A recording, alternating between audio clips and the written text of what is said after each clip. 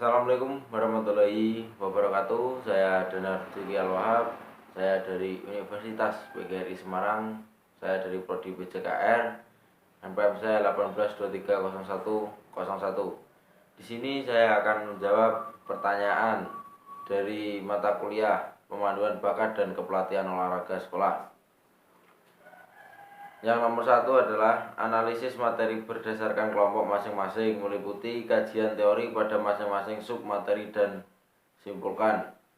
Jawaban saya, faktor yang mempengaruhi kinerja olahraga dari kelompok saya yaitu kajian teorinya pengertian olahraga adalah aktivitas gerak yang dilakukan oleh manusia.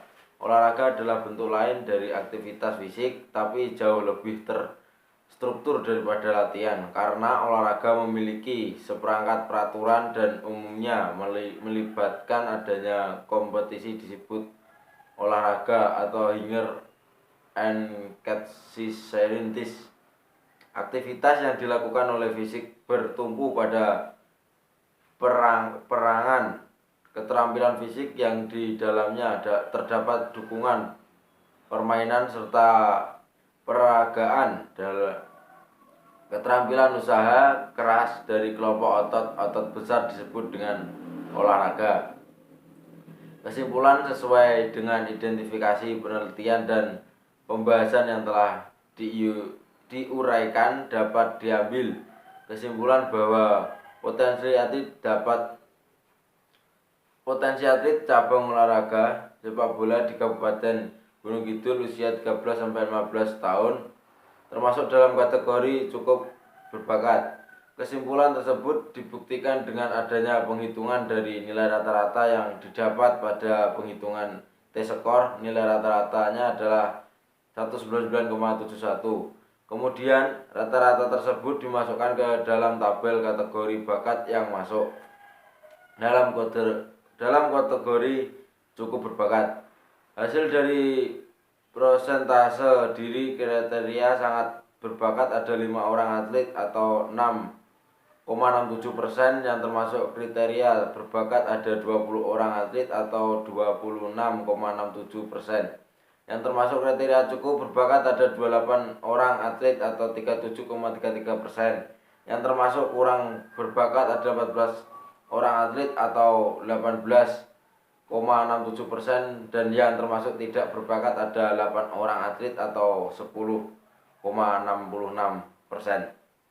Itu jawaban untuk nomor 1.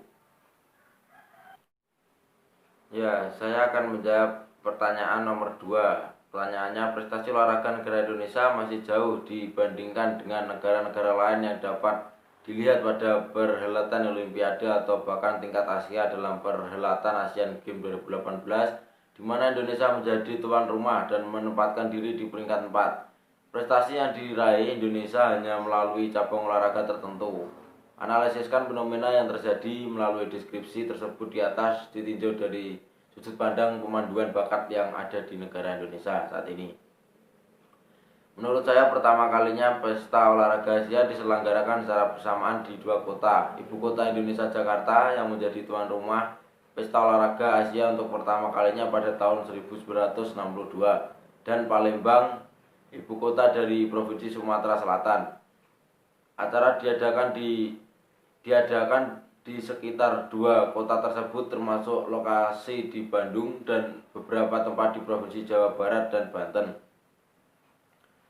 Pada 17 April 2014, Perdana Menteri Vietnam Nguyen Tan Dung secara resmi mengumumkan penarikan Hanoi sebagai tuan rumah. Ia menyebutkan ketidaksiapan dan resesi ekonomi sebagai alasan utama penarikan tersebut. Mengatakan bahwa mereka menarik diri karena negara tidak mampu membayar pembangunan fasilitas dan tempat yang dibutuhkan untuk menyelenggarakan acara ini. Banyak masyarakat Vietnam mendukung keputusan untuk mundur tersebut. Tidak ada penalti yang dikenakan untuk penarikan tersebut. Menurut saya, jawaban nomor 2 cukup. Di sini saya akan menjawab pertanyaan selanjutnya, yaitu nomor 3. Jika saudara sebagai pelatih, bagaimanakah cara Anda memotivasi seseorang atlet yang sedang mengalami tidak percaya diri dalam bertanding?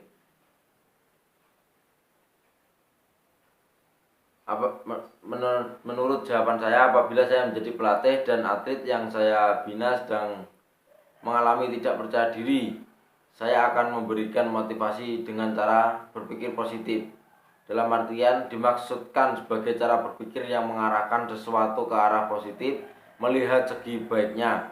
Hal ini perlu dibiasakan bukan saja oleh atlet, tetapi terlebih-lebih bagi pelatih yang melatihnya. Dengan membiasakan diri berpikir positif, maka akan berpengaruh sangat baik untuk menumbuhkan rasa percaya diri, meningkatkan motivasi, dan menjalin kerja sama dengan berbagai pihak. Yang kedua, memotivasi dalam artian dapat dilihat sebagai suatu proses dalam diri seseorang untuk melakukan sesuatu sebagai usaha dalam mencapai tujuan tertentu. Motivasi yang kuat menunjukkan bahwa dalam diri orang tersebut tertanam dorongan kuat untuk dapat melakukan sesuatu. Yang ketiga, pengendalian emosi. Faktor-faktor emosi dalam diri atlet menyangkut sikap dan perasaan atlet secara pribadi terhadap diri sendiri, pelatih maupun hal-hal ini di sekelilingnya. Untuk bentuk-bentuk emosi dikenal sebagai perasaan seperti senang, sedih, marah, cemas, takut, dan sebagainya. Pengendalian emosi dalam bertanding olahraga seringkali menjadi faktor penentu kemenangan. Para pelatih harus mengetahui dengan jelas bagaimana gejolak emosi atlet asuhannya, bukan saja dalam pertandingan tetapi juga dalam latihan dan kehidupan sehari-hari. Yang keempat, kepercayaan diri. Dalam olahraga, kepercayaan diri sudah pasti menjadi salah satu faktor penentu suksesnya seseorang atlet. Masalah kurang atau hilangnya rasa percaya diri terhadap kemampuan diri sendiri akan mengakibatkan atlet tampil di bawah kemampuannya. Yang kelima, konsentrasi. Konsentrasi merupakan suatu keadaan di mana kesadaran seseorang tertuju kepada suatu objek tertentu dalam waktu tertentu. Makin baik konsentrasi seseorang, maka makin lama ia dapat melakukan konsentrasi. Dalam olahraga, konsentrasi sangat penting peranannya. Dengan berkurangnya atau terganggunya konsentrasi atlet pada saat latihan, apalagi pertandingan, maka akan timbul berbagai masalah. Kemudian soal nomor 4, untuk mendapatkan calon atlet yang kelak diharapkan dapat mencapai prestasi yang tinggi, diperlukan beberapa upaya dan tahapan. Analisiskan tahapan dan upaya yang dapat dilakukan serta hal apa yang sering dihadapi pada proses pemanduan bakat.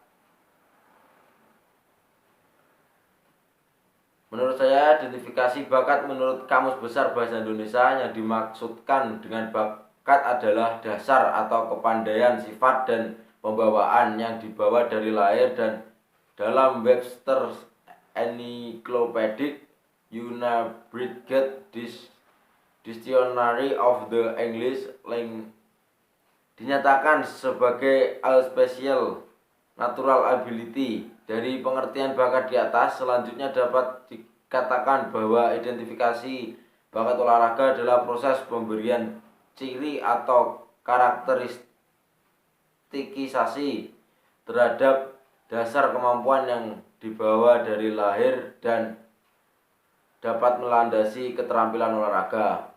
Proses identifikasi bakat untuk mendapatkan calon atlet yang kelak diharapkan dapat meraih prestasi diperlukan upaya dengan beberapa tahapan.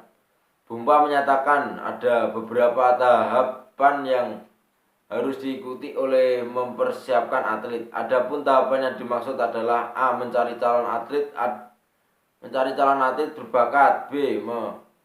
Memilih calon atlet pada usia muda. Memonitor calon atlet tersebut secara terus-menerus, membantu calon atlet agar dapat meraih prestasi puncak selama hasil observasi menunjukkan bahwa eksistensi atlet selalu berkaitan erat dengan kerja dan waktu investasikan para pelatih kepada calon atlet yang memiliki kemampuan alami superior. Kriteria identifikasi calon atlet. Prestasi tinggi dalam olahraga memerlukan calon atlet dengan profil biologi khusus, kemampuan biometrik menonjol, dan ciri-ciri fisiologi yang kuat. Pada dekade terakhir, ilmu latihan telah melangkah ke depan secara immersif, dan ini merupakan dukungan penting bagi perkembangan prestasi atlet. Pandangan para ahli teori latihan sudah jelas bahwa latihan optimal memerlukan kriteria optimal pula bagi identifikasi calon atlet, sehingga permasalahan validasi objektivitas dan reliabilitas kriteria banyak ahli. Seiring dengan perkembangan pengetahuan di bidang tes, pengukuran, dan evaluasi, tampaknya penting tidaknya kriteria identifikasi calon atlet tidak menjadi permasalahan pelik lagi, karena permasalahan yang dihadapi dapat dipercayakan dengan menggunakan pengetahuan tersebut. Itu tadi jawaban UAS pemandu bakat dan kepelatihan olahraga sekolah dari saya. Kurang lebihnya saya mohon maaf. Assalamualaikum warahmatullahi wabarakatuh.